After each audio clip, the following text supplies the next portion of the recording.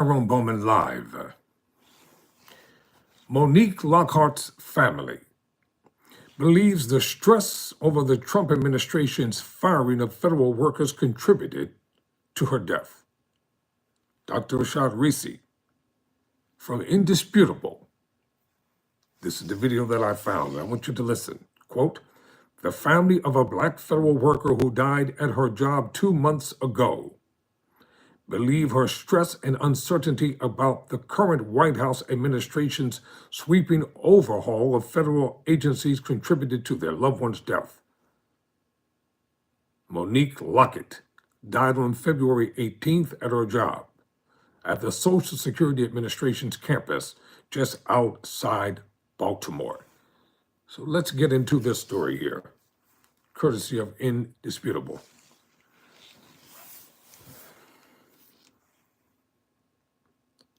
My brother's always on the job. After being stressed out over layoffs, Maryland. In Maryland, the family of Monique Lockett, a federal worker who died at her job 2 months ago, believes her stress and uncertainty about the current White House administration's sweeping overhaul of federal agencies contributed to your loved one's death. Ms. Lockett died on the 18th of February at a job at SSA, Social Security Administration. She was on the campus just outside of Baltimore. She walked into the building, fell asleep at her desk, never woke up. That's according to a police report cited by CNN. She worked there for 25 years, was just 5 years from retirement. Now, while this is one story, and I have a lot of additional details, please know this is a microcosm of the macrocosm. I receive emails consistently from. If you want to get your name, phone number, and address. Pardon me, I wouldn't be cussing on my show. Trying my best not to do that no more. Now, while this is one story, and I have a lot of additional details, please know this is a microcosm of the macrocosm. I receive emails consistently from people around the country who feel the pain, the burden, the pressure, the stress of what may happen. One mother shared with me that she could no longer pay for her son's college tuition because if or when she gets the axe, she has no retirement. She has to now go into survival mode for her and the family just because of the recklessness of this administration. In the weeks leading up to her death, Monique's sister, Kasha, said Monique was deeply troubled by how Elon Musk and his agenda as head of the Doge, or Dodge, as I call the department, to carry out major federal spending cuts, mass layoffs, etc., how it may impact her job. Quote, "My sister had a lot of anxiety around the changes that were happening in other agencies, and inevitably what would happen to Social Security," she told CNN. She was concerned about the overall well-being of everybody that she worked with because it was stressful for a lot of people. Yeah, and she also put in 25 years, 5 years from retirement. I'm sure she had colleagues in a very similar situation she cared for deeply. According to a spokesperson for the office of the chief medical examiner Maryland. Ms. Lockett died of hypertensive cardiovascular disease, which causes plaque buildup in the arteries. Monique's sister said that her sister also had high blood pressure and was obese. 2019 medical journal cited by the National Institutes of Health states that chronic psychological stress can increase the risk of the disease as well as strokes and also heart attacks. It's unclear what triggered Ms. Lockett precisely. Fatal health complications happened on the day of her death, but you cannot be for sure what was cause and effect. But the sister believes stress might have been a factor. I agree. She noted that Monique was also feeling undervalued at her job in her final days. Quote, it was very upsetting to hear. It was very upsetting to her to hear that what they did wasn't valued. What they did wasn't important, and certainly that what they did was wasteful. You know, it's so sad. The reason Monique feels this way or felt that way at the time is because she identified her value, at least in some part, connected to the service that she provided via that position. Many of us do that. And it's not wrong to do. And all of a sudden you have Johnny-come-latelys who really don't know what they're doing, nor do they care, marginalizing you and making others believe that you should be marginalized. Co-workers told police that Monique did not display visible signs of distress before she fell asleep at her desk. Paramedics spent about 40 minutes trying to revive her. They were unsuccessful. The 53-year-old was pronounced dead at the scene. Quote, what happened to Monique was truly sad and tragic, literally shook me to the core, an SS employee told CNN.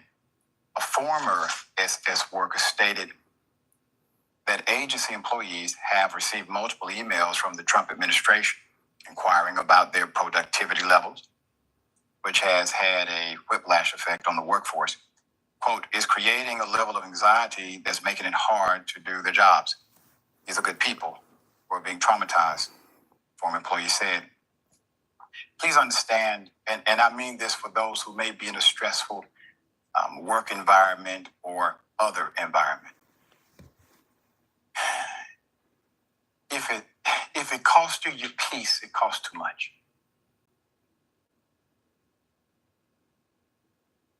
If it costs you your peace, it costs too much. This lady is dead. Family loves her.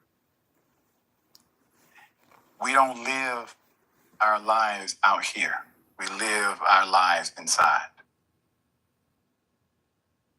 If what's happening inside doesn't feel right every day,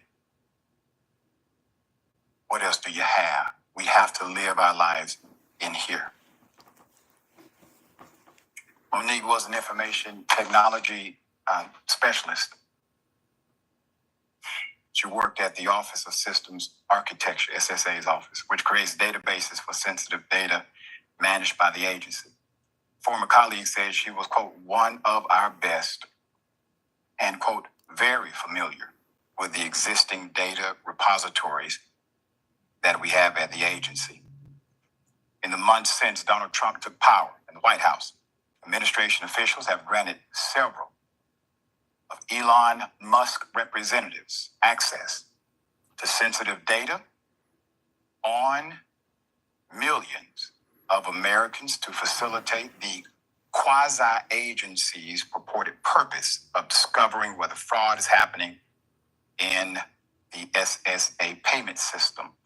Trump has stated that he will not cut Social Security, Medicaid, or Medicare benefits. But in March, in a March 11th fact check report from the White House, the administration reported that SSA has made an estimated $72 billion in improper payments between 2015 and 2022. So last month, billionaire U.S. Commerce Secretary, Listen to this. Howard Lutnick, remarked that if SSA missed sending a payment to his 94-year-old mother-in-law, she would simply wait until next month and wouldn't call in to complain, using her example to suggest that, quote, a fraudster always makes the loudest noise, end quote, and only someone defrauding the system would complain about a missed payment instead. The Daily Beast reports that records indicate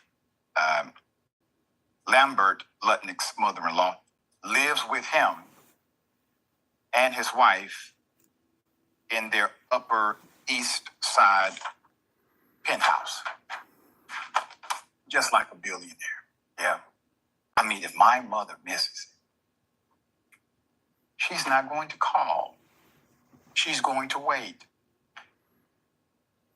You think these individuals are gaslighting, and sometimes they are, obviously.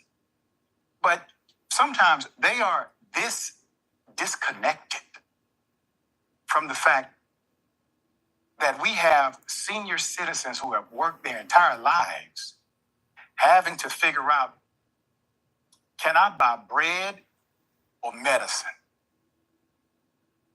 Pulling pennies together, making miracles happen every month. While individuals like him, they have no peers in that socioeconomic scenario. Nor does he care to. Elon Musk voiced his disapproval of the SSA during an interview. This was February 28th. He was on the Joe Rogan show, calling the agency, quote, the biggest Ponzi scheme of all time. In an interview with Fox Business, Musk said, quote, the waste and fraud and entitlement spending is the big one to eliminate. Musk, you are an expert in understanding what a Ponzi scheme is, sir. However, this administration is not. Does it require remedy, repair, and resurrection? Yes. But a Ponzi scheme? Come on. All right, Jackson, thoughts? I think one of the more profound statements that you've made that I've heard you say that's very true is that we live our lives inside. It really is true. And one of the reasons that I bring that back up is that Elon Musk, the man who's causing all of this trouble for people, spent $300 million something dollars to be in the position that he's in. One of the statements that he made recently, he said that empathy is a weakness, that one of the biggest weaknesses of the West is empathy. He sure did. And it's what a projection that is. He doesn't have the ability to feel and understand other people. And so he doesn't care that, this is happening to people. He doesn't care that people don't know how they're going to pay their bills or where they're going to get money to pay their insurance from. He doesn't care that people count on their Social Security checks. All he's interested in is getting more government subsidies and eliminating the federal investigations into both himself and his companies, which he's effectively done at this point. That's all he cares about. So, when he says that empathy is a weakness, of course that's wrong. Empathy is one of the greatest strengths that anybody can have. I mean, that's been some of the greatest lessons I've learned in life were from moments that I lacked empathy, where I wasn't thinking about somebody else and I caused issues because of it. Or maybe I hurt somebody because of it. So at least if you feel some guilt and some shame, at least you know you're not like Elon Musk, because that man feels no guilt and shame about anything he's ever done. So it's really just a shame to watch all of this destruction unfold at the likes of somebody like him. I'm glad you brought up that statement. I remember when he made that statement, and I thought to myself, I said, wow, that's actual evil. So people think evil is bad. Well, evil is the promotion of nobody else but self. That's evil. And his world, he is everybody's superior. And the great dynamic of empathy is that it allows you to have these other experiences, like love. You cannot love without empathy. It allows you to have these other experiences like forgiveness, decency, humanity. So we literally have people who lack the full range of emotional connective ability and brag about it. This is our current state.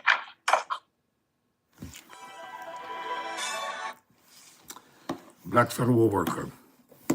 She died on the job, in her office, at her desk, after being fired by Elon Musk. Never surrendered, never quit.